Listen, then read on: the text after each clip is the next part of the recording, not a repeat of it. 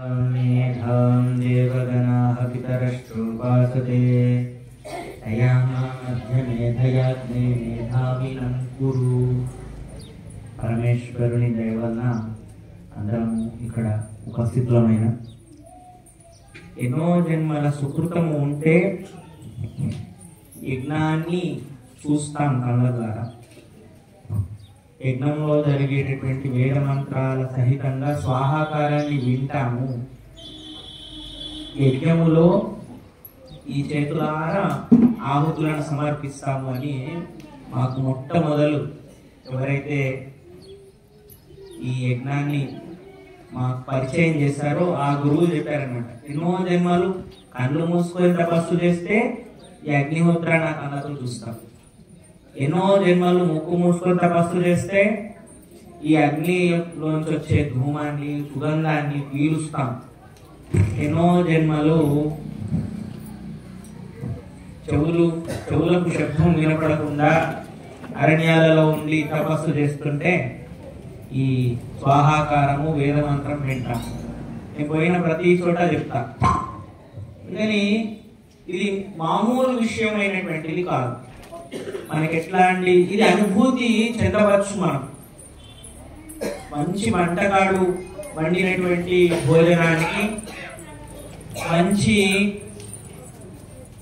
మంచిగా లేనటువంటి ఏదో వంటగాడు వండిన వంటకు కూడా తేడా మనకు ఏర్పడుతుంది కదా తిన్నప్పుడు.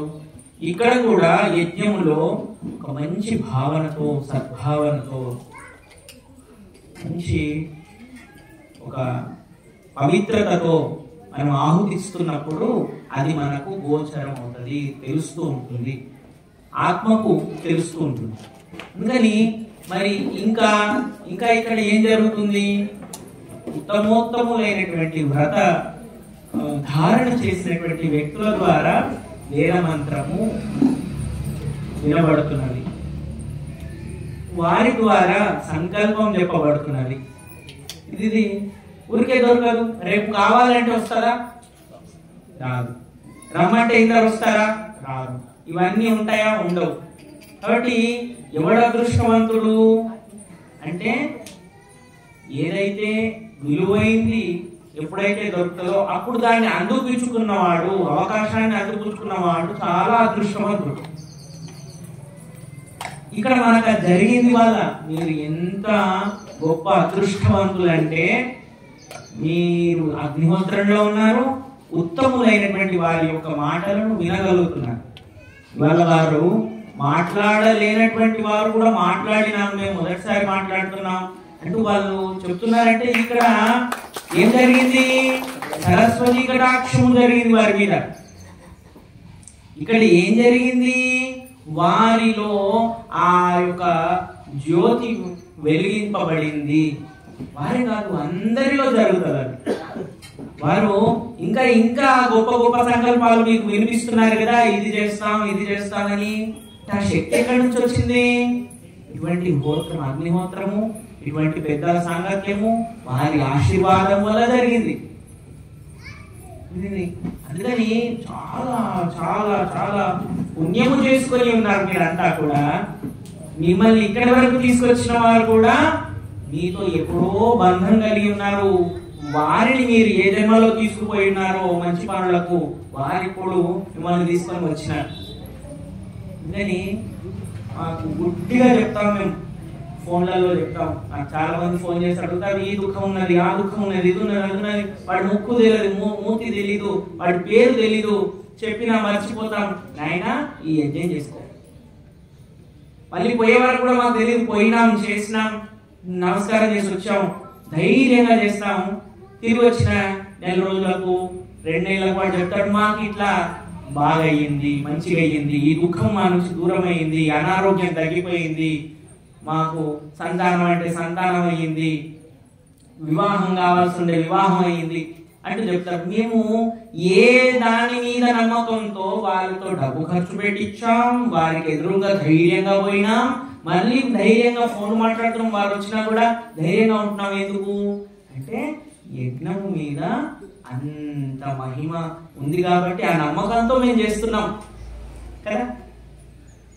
చాలా ఆకలి అవుతుంది మనందరికి అనుకోండి, ఫలానా చోట అన్నం దొరుకుతుంది పదండి అని తీసుకుపోయి వాటికి ఎంత ధైర్యం కావాలో అక్కడ ఉందని తెలిసి ఉండాలి. ఇక్కడ కూడా అన్ని నెరవేరుతాయి. గుర్తుపెట్టుకోండి, యజ్ఞము తప్ప ఏ ఒకటి కూడా మన కోరికలను నెరవేర్చదు. నాస్తి పంథా విద్యతే అయనాయ నాన్యః పంథా విద్యతే అయనాయ, ఇంకొక మార్గము లేనే లేదు అంటూ వేదము ఘంటాపదంగా చెప్తున్నది, చాలా గొప్పగా చెబుతున్నది. అందుకని తల్లి మాట వినాలి కదా, అమ్మ మాట వినాలి కదా. వేదమాత ఎప్పుడు మాతనే తల్లి మనకి. తండ్రి దగ్గరికి తీసుకుపోయే గొప్ప సూత్రం వేదం.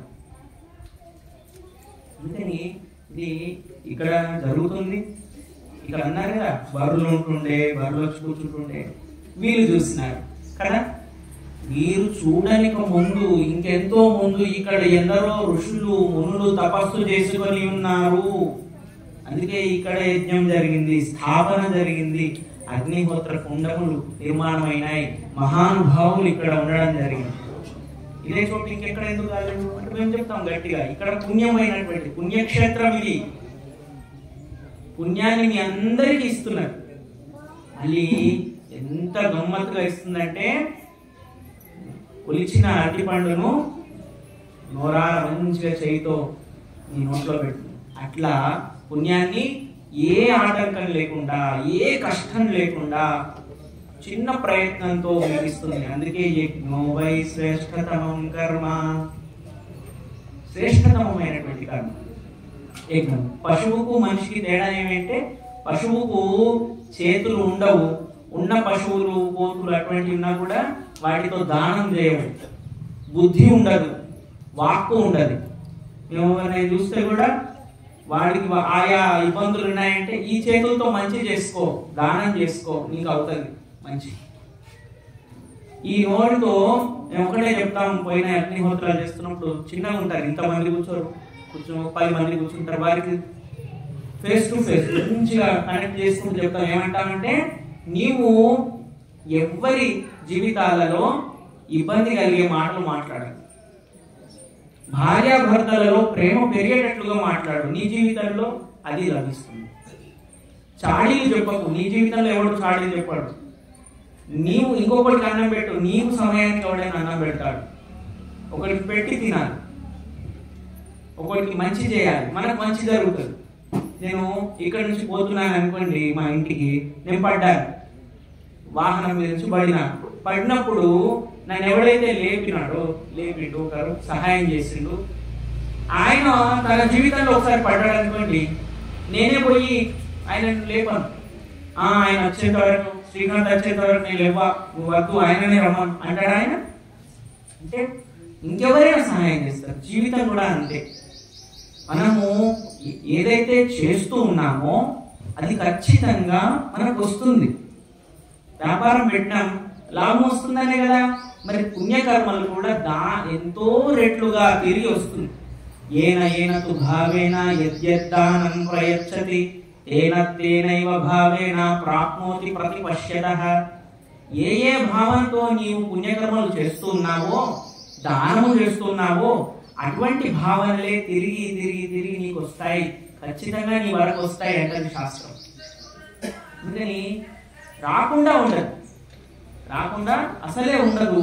అని మనం ఏమైపోయినామంటే, ఉన్న పరిసరాలలో ఉన్నటువంటి వ్యక్తుల మధ్య, ఇవాళ మాకు కూడా ఎట్లా వచ్చింది, మొట్టమొదటి సత్యాగ్రహ ప్రకాశం అమ్మ పద్మమ్మ గారి ఇచ్చారు మాకు మొట్టమొదటి. ఇప్పటికీ అది బైండింగ్ చేసి జాగ్రత్తగా ఉంచుకున్నాం. అది ఉంచుకుంటే అయిపోయిందా, అమ్మ ఇచ్చింది చదవాలి అని చదివినాం. మొదటిది ఎప్పుడు 16 ఏళ్ల కింద, 17 ఏళ్ల కింద. తర్వాత పెద్దలు మళ్ళీ చేయబట్టుకొని తిరిగినారు. నాకు ఏం తెలీదు, నాకేం పని కూడా లేదు అప్పుడు. అది నాకు ఉపయోగపడ్డాయి. స్వామీజీ ఆంధ్ర తీసుకుపోయినారు, ఎటో తిప్పినారు మమ్మల్ని. అది తిప్పి ఏం చేసిండ్రు, రుద్దిరు మాకు. ఏమి జ్ఞానాన్ని రుద్దిరు. వాళ్ళు అంటుకొని ఉన్నారు మాకు. అంటుకొని ఏం చేస్తుంది, సుగంధాన్ని ఇస్తుంది మాకు, మా జీవితానికి, అందరికీ. మీకు కూడా ఇవాళ ఈ మాటలతోటి సుగంధం వస్తుంది కదా. ఎంత గొప్పగా త్యాగం చేయాలంటే ఖచ్చితంగా మీ సమయాన్ని త్యాగం చేయాలి. బంగారము ఏదైతే ఉందో, బంగారము రుద్దుతున్నప్పుడు బంగారం ఏం చేస్తాడు? అవసరం ఆయన రాయి మీద రుద్ది చూసుకుంటాడు. గీకి అంటారు, గీటు రాయి మీద. అయితే గీస్తున్నప్పుడు బంగారము అరిగిపోతుంది, కానీ దానికి ఎంత విలువ ఉంది, దీంట్లో ఎంత క్వాలిటీ ఉంది, 96 క్యారెట్సా, 24 క్యారెట్సా, 22 క్యారెట్సా అనేది తెలుస్తుంది. అట్లా మన జీవితంలో కూడా మనము గీటురాయికి ఎట్లా బంగారం గీస్తే తెలిసిందో, మనం కూడా పెద్దవాళ్ళ సాంగత్యంతో మన కాలాన్ని అట్లా ఇచ్చేయాలి. కాలాన్ని ఇవ్వాలి. అన్నిటికంటే విలువైంది కాలం. డబ్బు ఖర్చు పెడితే రావచ్చు, బంగారం ఇచ్చేస్తే రావచ్చు, భూమి ఇస్తే రావచ్చు, అని కాలాన్ని ఇవ్వాలి. అన్నిటికంటే విలువైంది, తిరిగి రానటువంటిది. కానీ ఎక్కడ 1000 రెట్లుగా మారుస్తుంది కాలము అంటే, పెద్దల సంకల్పంలో నీవు భాగమైనప్పుడు, కాలాన్ని ఇస్తున్నప్పుడు ఆయుష్ రూపంలో వస్తుంది, ఆరోగ్య రూపంలో వస్తుంది. అనారోగ్యమే పడుకున్నాం అనుకోండి, నీకు పోయినట్టే కదా కాలం అని ఇక్కడ ఆరోగ్యం వస్తుంది, ధీమాగా చెప్పేస్తావు. అందుకని ఏదైతే ఉన్నదో, సంతానం లేదండి, సంతానం అయ్యింది. సంతానం పిల్లవాడు వింటలేడండి, పిల్లవాడికి మాటలు వస్తలేవండి, పిల్లవాడికి నడక వస్తలేదండి, ఆ పిల్లవాడికి ఉద్యోగం వస్తలేదండి, చదువు వస్తలేదు, మళ్ళీ వాడికి వివాహం అయితే లేదు, వాడికి సంతానం అయితే లేదు. ఇవన్నీ ఉంటాయి, అవి ఖచ్చితంగా ఉండేవే. ఇది ఒక్కటే అయిపోయింది, ఇది ఒక్కటే స్వామీజీ, ఇది ఒక్కటి అయిపోయినాక వస్తాను, నేను అన్ని పక్కకు పెట్టేసి వస్తాను. ఎవ్వడు ఎప్పుడు రాడు, ఇవి ఉన్నా వస్తా, ఇవి ఉన్నా కూడా చక్కగా దిద్దుకుంటూ వస్తా, వాడిని కూడా పట్టుకొని వస్తా, ఖచ్చితంగా నెరవేరుతాయి. నువ్వు అనుకోకపోయినా అవుతాయి. నువ్వు అనుకున్నావా ఈ తల్లిదండ్రులు పుడతానని, మరి వచ్చినావా లేదా? నువ్వు అనుకున్నావా నీ తండ్రి ఈ విధంగా ఉంటాడు, మీ అన్నదమ్ములు ఉంటారని, అక్క చెల్లెలు ఉంటారని, ఇటువంటి భర్త లభిస్తాడని, అవన్నీ జరుగుతాయి. ఇది కూడా జీవితంలో జరిగేవన్నీ జరుగుతూ ఉంటాయి. కాబట్టి వాటిని అనుకోవడం కాదు, మనం మంచి చేస్తూ ఉంటే మంచివిగా మారుతూ వస్తాయి మనం. అందుకని పరమపిత పరమాత్మ అందరికీ అవి ఇచ్చిండు. 2 కళ్ళు, ముక్కు, నోరు, చెవులు 2, చేతులు 2, కాళ్ళు, వీటన్నిటిని దేనికి వాడుతున్నాం? అమ్మవారి ఇష్టం అండి నాకు, అయ్యగారు నరసింహస్వామి ఇష్టము, నారాయణుడు ఇష్టము, శివుడు ఇష్టము. మరి ఆ వాళ్ళు ఏం చేస్తే దేవుళ్ళు అయినారు? శివుడు ఏం చేసిండు? సర్వసంగ పరిత్యాగం. బంగారం వేసుకోలే శివుడు, మా పాములు వేసుకున్నాడు, తోలు కట్టున్నాడు. మరి మనం ఏం చేస్తున్నాం? శివుడు ఇష్టమే అని అన్ని బంగారం జమ చేస్తున్నాం. అట్లా కాదు, జమ చేసుకో, సమాజ హిత కర్మలు చేస్తూ చేయి. పార్వతమ్మకి వేసుకోకంటే వేసుకోగలలేదు, వేసుకుంటా అంటే వేసుకోగలలేడు. ఇక్కడ రాముడు ఏం చేసిండు? రాముడు పుట్టినాడు యజ్ఞం వల్ల, పుత్రకామేష్టి యజ్ఞంతో పుట్టినాడు. పుట్టిన తర్వాత యాగరక్షణకు పోయినాడు, మళ్ళీ యజ్ఞాలు చేసిండు, రాజస్వ యాగాలు, అశ్వమేధ యాగాలు చేసిండు. ఆయన అందుకు దేవుడు అయినాడు. ఇది నిర్వహించాలి. మరి ఆయనలాగా చేస్తే ఆయనకి ఇష్టమైనాం. పోచమ్మ పోషించింది, అమ్మ ఊరును పోషించింది. తక్కువ పడ్డప్పుడు, కరువు వచ్చినప్పుడు, కరువు కట్టకలేనప్పుడు ఊరుకు సంబంధించిన ధాన్యాలు ఇచ్చింది తినడానికి, బ్రతకడానికి. ఆమె పోషమ్మైంది. మరి మనం ఏం చేసాం? ఆమె చేస్తలేదు, అది తప్ప అన్ని చేస్తున్నాం. అమ్మవారికి ఎట్లా ఇష్టమవుతాం కదా? భీమన్న ఉన్నాడు, భీముడు ఏం చేశాడు? అందరు 100 మంది కౌరవులు చంపాడు, ధర్మస్థాపనకు ఉపయోగపడ్డాడు. రాజు కాలేడు భీముడు, కానీ ఉపయోగపడ్డాడు. మరి మనం అట్లా ఉపయోగపడాలి. ఇది సారం, ఇది అర్థం చేసుకోవాలి. అప్పుడే ఆయా దేవతలు ఇష్టపడతారు. కృష్ణుడు ఏం చేసాడు? 50 కంటే ఎక్కువ సార్లు చెప్పాడు యజ్ఞం చేయమని. అందుకని వారికి ఇష్టపడాలి, వారు మనల్ని ఇష్టపడాలంటే, వారికి నిజంగా నీవు భక్తులు ఇవ్వాలంటే, వారిని నువ్వు నిజంగా కొలుస్తున్నావంటే వారిలాగా నడుచుకో. ఒక తాగుబోతుకు తాగుబోతు ఇష్టమవుతాడు, జూదరికి జూదరు ఇష్టమవుతాడు కదా, చాడీ చెప్పేవాడికి చాడీ చెప్పేవాడు ఇష్టమవుతాడు. దూరం ఉంటుంది ఇల్లు అని వీడు పోయేవాడు, ఈ అమ్మ పోయి ఆ అమ్మ మాట్లాడేసి పక్కకే ఉంటుంది, అమ్మ మాట్లాడు, ఎందుకంటే ఆ అమ్మ చాడీ చెప్తుంది కాబట్టి. దేవుడు కూడా ఎప్పుడు దగ్గర అవుతాడు? నీవు దేవుడు చేసిన పని చేసినప్పుడు దగ్గర అవుతాడు. అందుకని ఇటువంటి గొప్ప అవకాశము మామూలు విషయం కాదు. దీనికి సహాయం చేసినటువంటి పెద్దలు కూడా చాలా సుకృతము. వారికి కూడా ఎన్నో కృతజ్ఞతలు. స్వామీజీకి వీరికి కూడా పాదాభివందనాలు. ఇటువంటి అవకాశం ఎప్పుడు రావాలి, ఎప్పుడెప్పుడు రావాలి. పరమాత్మ అగ్ని బ్రహ్మ యజ్ఞం చవధయ, నా యజ్ఞాలను బుద్ధిని యజ్ఞంతో పెంచు. అందుకే నేను కూడా ఎన్నో పనులున్నా వదిలేస్తున్నాను. ఎందుకు వచ్చామంటే మనకి దీని విలువ తెలుసు, ఇక్కడ ఎంత లభిస్తుందో తెలుసు. కాబట్టి పరమాత్మ అటువంటి అందరికి ఇవ్వాలి, యజ్ఞాలను ఇవ్వాలి, బుద్ధిని ఇవ్వాలి, యజ్ఞాలతో ఇవ్వాలి అని కోరుకుంటూ ఇటువంటి అవకాశం ఇచ్చినందుకు గురువు గారికి, ఇక్కడ ఉన్నటువంటి వారందరికీ కూడా చాలా కృతజ్ఞతలు.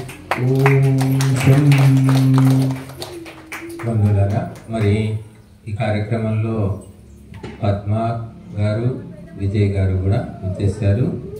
తర్వాత వారిద్దరూ సంక్షిప్తంగా మరి ఈ కార్యక్రమం గురించి, భావి కార్యక్రమాల గురించి తెలియజేస్తారు.